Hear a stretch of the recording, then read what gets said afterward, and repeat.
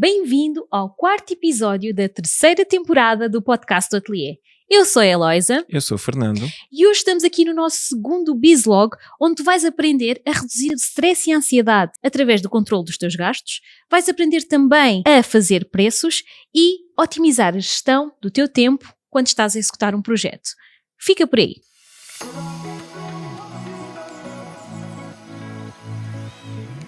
No último Bizlog nós falámos sobre os primeiros passos a dar quando queremos começar no mundo do freelancing, se estivéssemos em 2024 e na verdade em qualquer altura. Portanto, relembrando, é definir o serviço, definir o mercado e trabalhar em rede.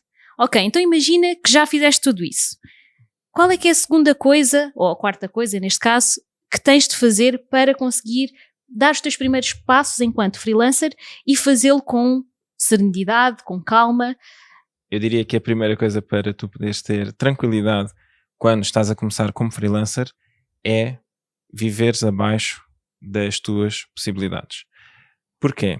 Porque, ao contrário do que acontece quando nós temos um contrato de trabalho, em que todos os meses recebemos aquele valor, quando somos freelancers, nós não sabemos quando é que é o próximo projeto. E, portanto, temos que ter ali algum cuidado.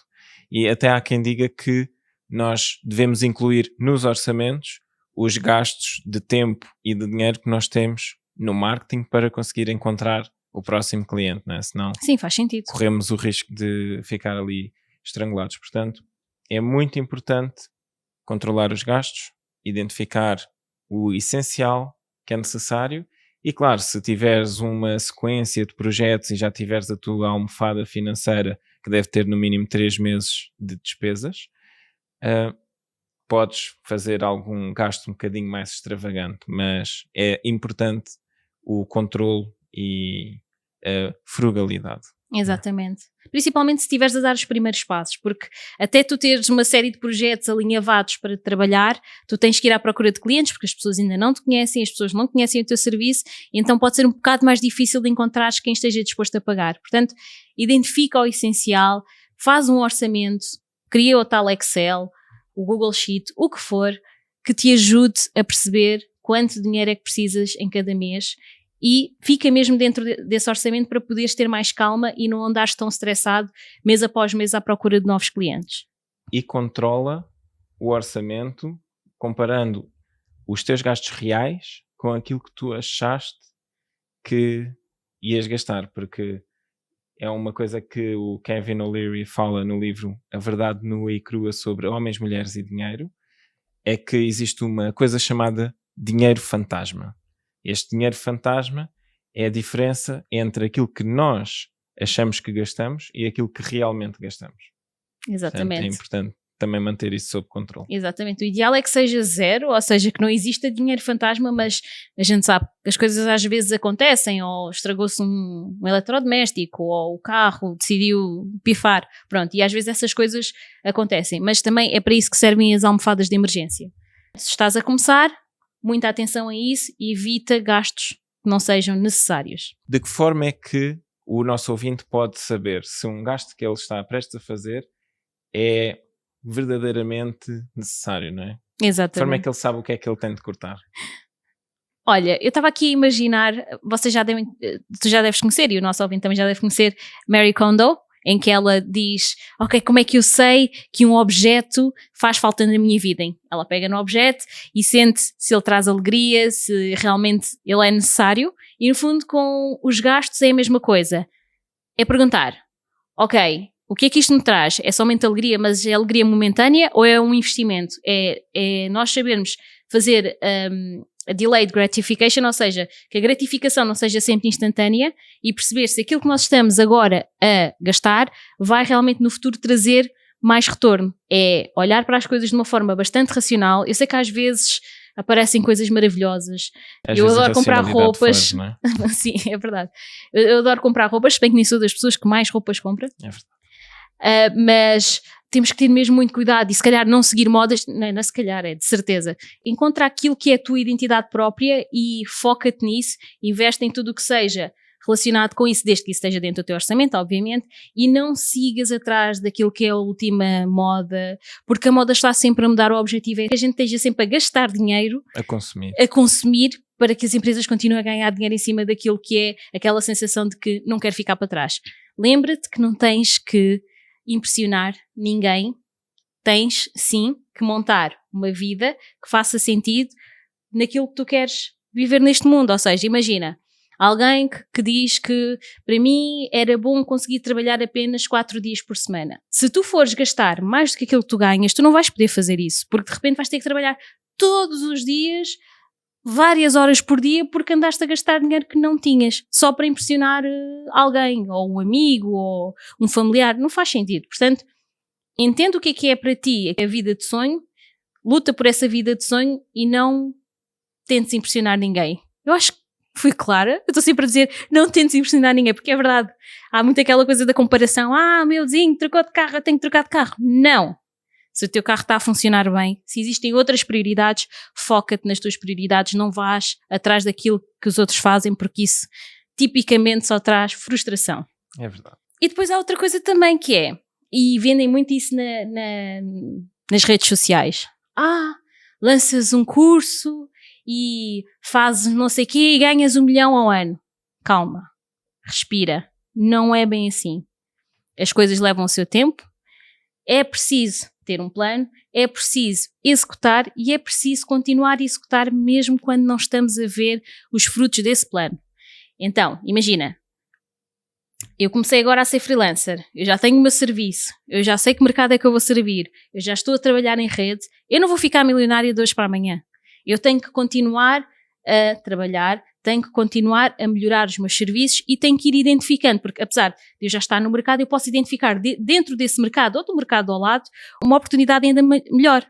As coisas levam tempo, não penses que vai ser acordar rico do nada, porque isso é mentira, e se te vendem isso, cuidado, provavelmente estás a ser vítima de uma burla. Exatamente.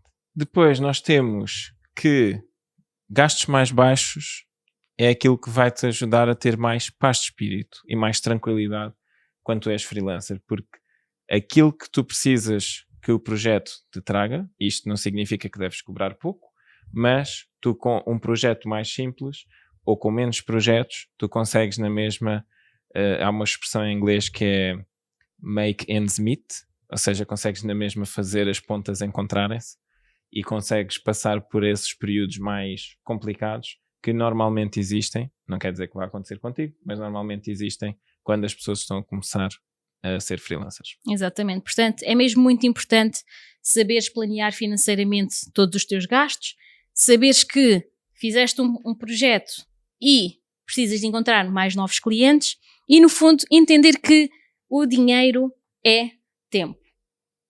E o que é que isso significa? Que cada projeto tem que te trazer mais tempo. Mais tempo do que aquele que tu gastas nele. Exatamente. Uma boa regra que tu podes usar é, se tu gastares um dia num projeto, esse projeto tem que te dar no mínimo o dinheiro que tu precisas para viver 3 dias. Que se tu fizeste o orçamento no passo anterior, então tu já sabes quanto é que tu precisas sensivelmente por dia e já sabes quanto é que esse projeto tem que te dar. Mais uma vez, não te esqueças do tempo que tu gastas à procura dos clientes, nem do gasto que tu tens à procura dos clientes, porque isso também tem que fazer parte do teu orçamento. Imagina que tu por dia gastas, sei lá, 50 euros. Tu não vais orçamentar 50 euros ao teu cliente, senão aquele dia que tu trabalhaste apenas serviu para pagar as contas daquele dia. Imagina que são 50 euros, é 50 vezes 3. Ok, eu vou orçamentar ao cliente 150 euros, porque eu vou demorar aquele dia, é verdade, mas eu quero ter lucro, portanto, pelo menos vezes 3, não é? Sim, e vezes 3 e tem que ser o valor líquido. Depois vamos falar daqui a pouco, mas é importante saberes quanto é que tu tens de gastar em impostos, quanto é que tens que pagar ao Estado, quanto é que tens que pagar de segurança social, para que tu possas incluir esses valores e para que eles não saiam do teu lucro e que já sejam orçamentados para que assim possas realmente estar a ganhar tempo, porque senão pensas que estás a ganhar 3 dias, mas depois vem o Estado e leva-te os outros 2. É, e isso é complicado. Aliás, Ninguém vai para o mercado de trabalho para ficar mais pobre nem para ficar no prejuízo. E tu não vais ser essa pessoa. Portanto, cobra sempre mais do que aquilo que tu gastas, senão tu vais estar a trabalhar para aquecer. E existe aqui mais uma coisa aqui na orçamentação, que é, muitas vezes, nós, principalmente quando não temos experiência, achamos que vamos fazer as coisas muito rápido. Oh, yeah. E é importante perceber que provavelmente não.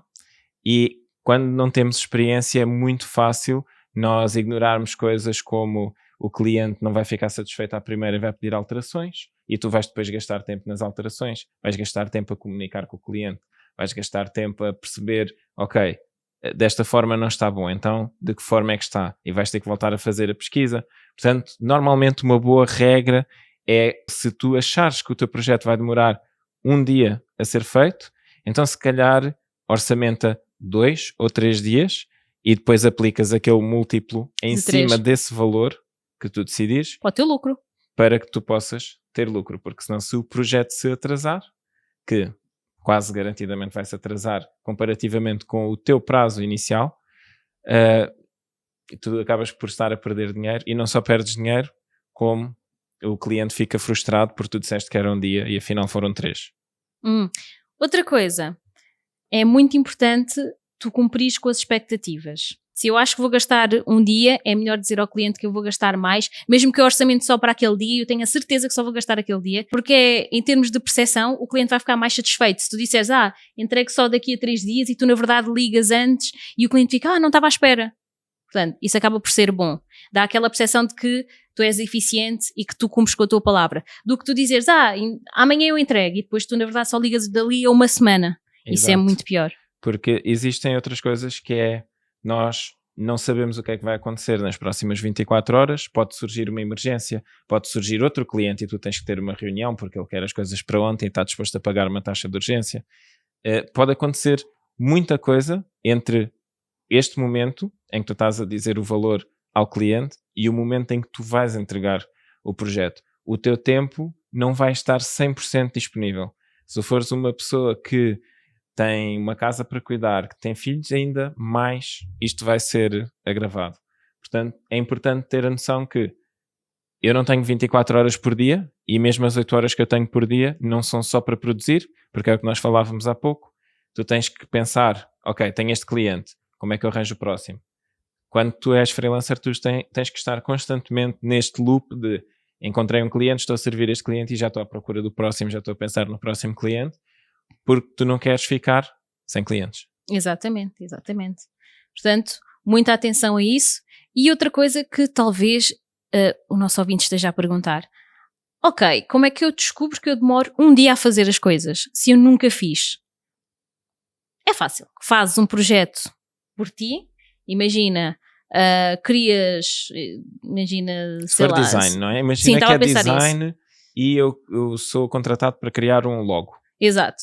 Crias um logo fictício que depois até podes aproveitar para usar no teu portfólio, e aí o que é que tu fazes? Tu identificas cada atividade que tu tens de fazer para a criação desse logo, seja a pesquisa, seja os testes, seja o que for, apontas tudo num sítio, ok, eu demorei X horas a fazer isto, Y horas a fazer aquilo, e depois tu vês, ok, então eu demoro cerca de X dias a desenvolver um logo. Pronto, e aí já tens aquele teu tempo mínimo, o tempo de desenvolvimento do serviço, e depois tens que adicionar todo o outro, do marketing, das comunicações com o cliente, tem tudo de ser adicionado a esse tempo para que tu possas depois orçamentar e não ficar no prejuízo. Depois, há outra coisa que também é muito importante.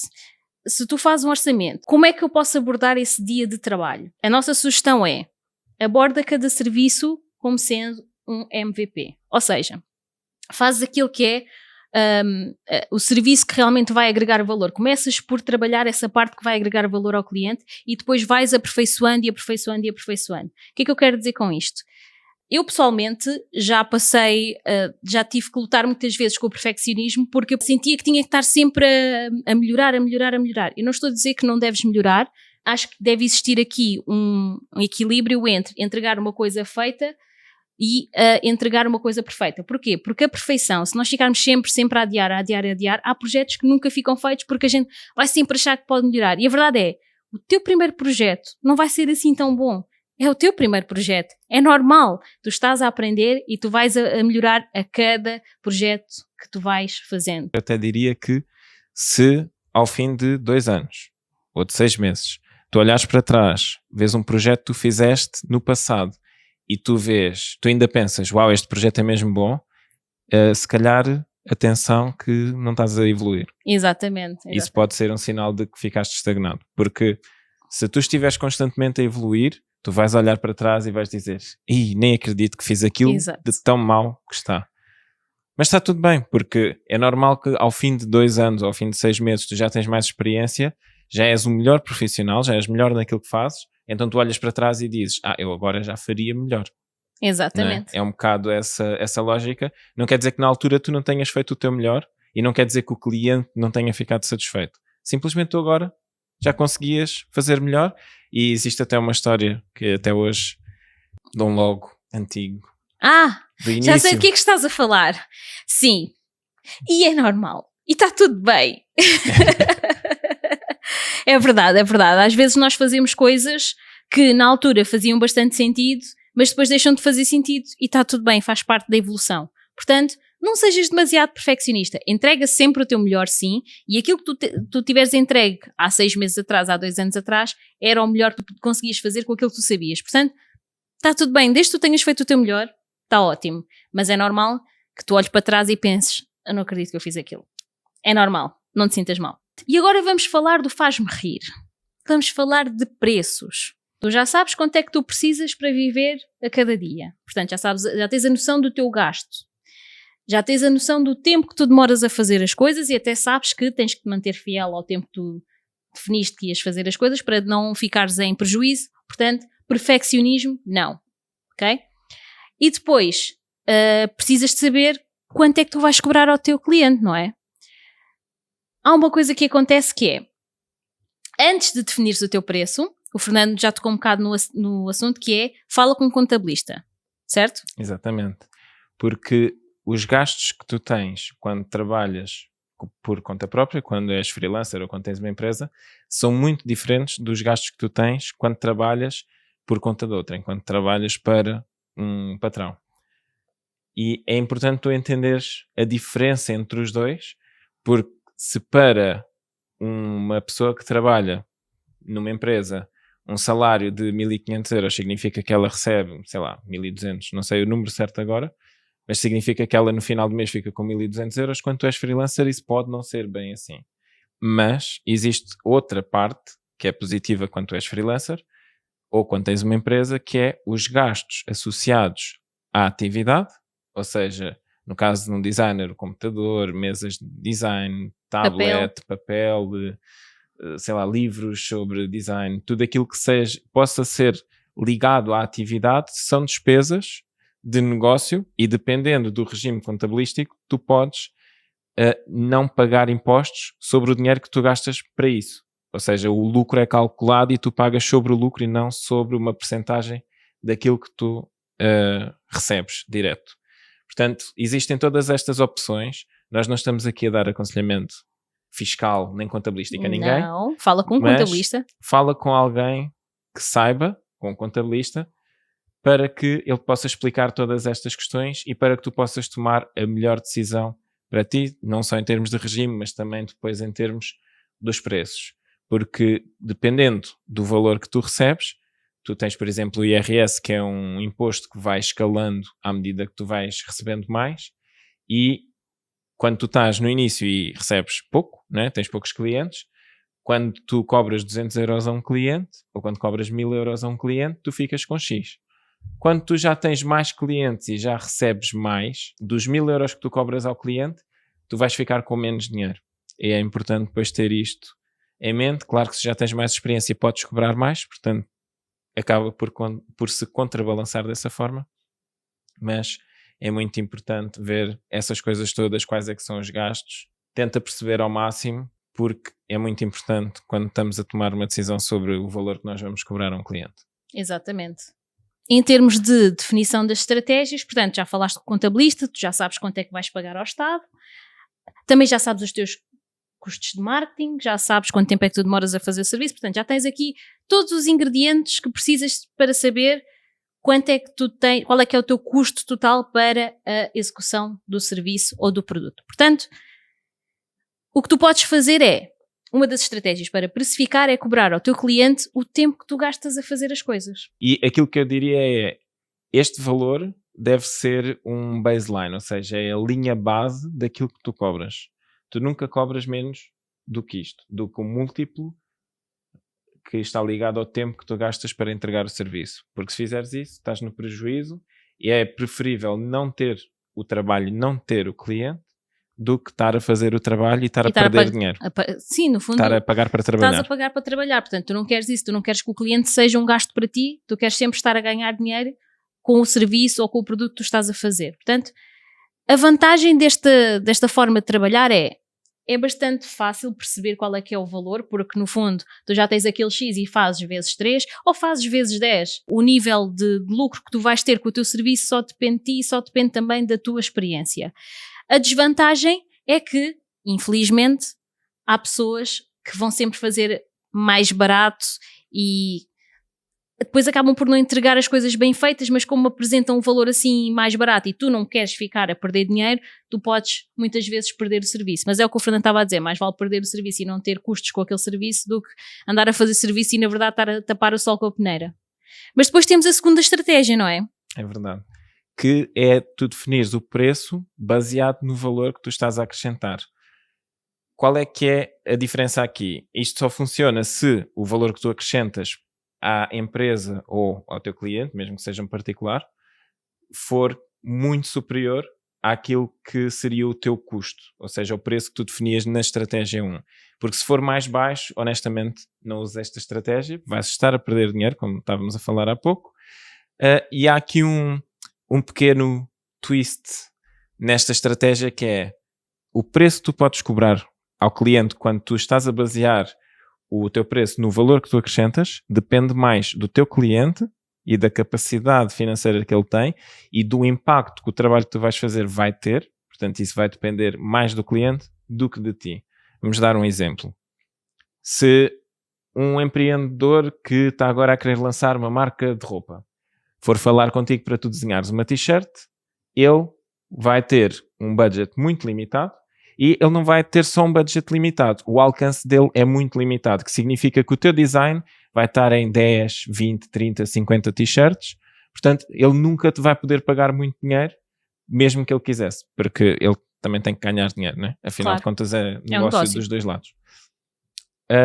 Mas, se tu fizeres uma t-shirt para uma marca conhecida, para a Nike, ou para a Adidas, ou para, sei lá, outra marca qualquer, aí o ganho que a empresa vai ter com o teu design é tão desproporcionalmente alto ou tão desproporcionalmente diferente daquele que é o gasto que tu vais ter a fazer o design, que tu podes cobrar pelo valor.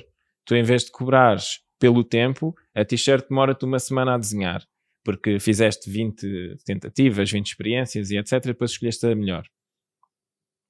Tu demoraste uma semana, vamos assumir que por semana tu queres ganhar 1000 euros, cobraste 1000 euros pelo tempo. Mas pelo valor, tu podes perfeitamente cobrar 3 ou 5 mil euros. E se for uma marca que vai vender aquela t-shirt a milhares ou a milhões de pessoas, não é nada. Exatamente. Então, é um pouco aqui que nós temos que perceber que quando tu queres fazer o preço pelo valor, encontra o cliente certo, porque nem todos os clientes... Primeiro, o teu trabalho não vai acrescentar o mesmo em todos os clientes, mesmo que o trabalho seja exatamente igual. E segundo, os clientes não vão ter todos a mesma capacidade para te pagar. Exatamente. E depois, entramos aqui então na terceira estratégia, que é não tanto relacionado com a forma como tu defines o preço, mas relacionado com o mercado que tu decides abordar. É aquilo que o Fernando disse. Muitas vezes temos que procurar os clientes que estão dispostos a pagar mais. E uma das estratégias que nós, por exemplo, também usamos é procurar clientes no estrangeiro. Portugal é conhecido por ter ótimos profissionais e ter salários baixos.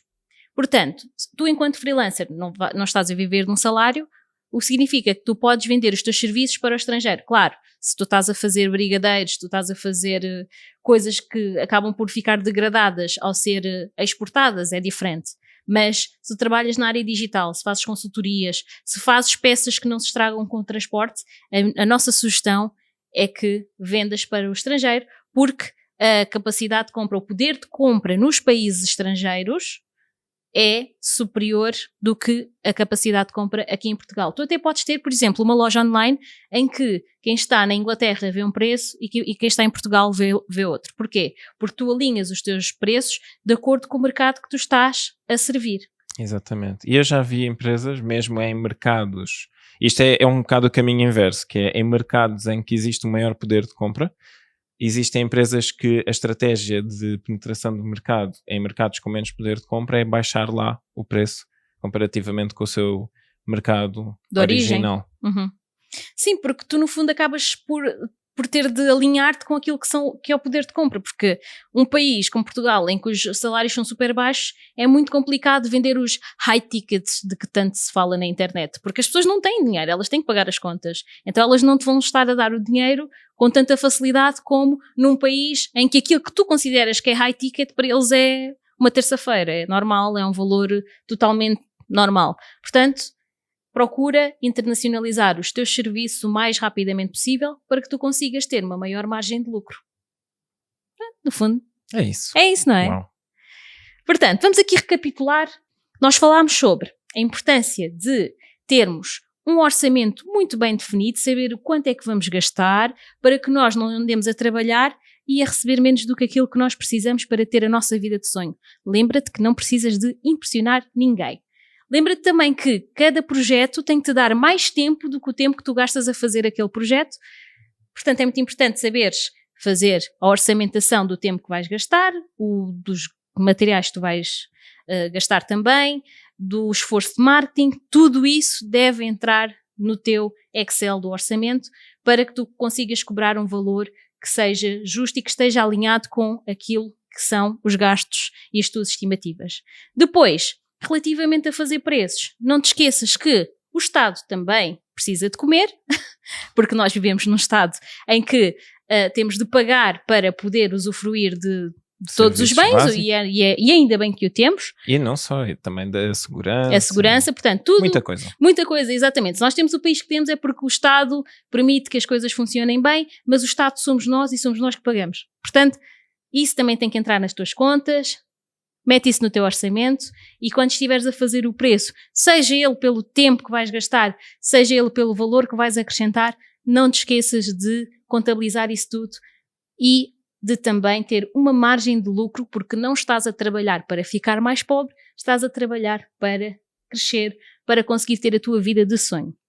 E depois não te esqueças, se o mercado em que tu estás, tu percebes que não valoriza a tua mão de obra, não valoriza o teu talento, tu podes sempre exportar. Não és obrigado a ir para fora para poder exportar. Tu podes exportar a partir de Portugal enquanto freelancer e conseguir ter uma melhor qualidade de vida, porque vivemos num país em que os gastos para ter uma vida normal não são assim tão elevados comparativamente com países do estrangeiro. Portanto, aproveita isso a teu favor. É isso. E se ainda assim tiveres alguma questão, se houver algum assunto que nós não falámos aqui que te deixou curioso, ou se concordas ou se não concordas, deixa nos comentários.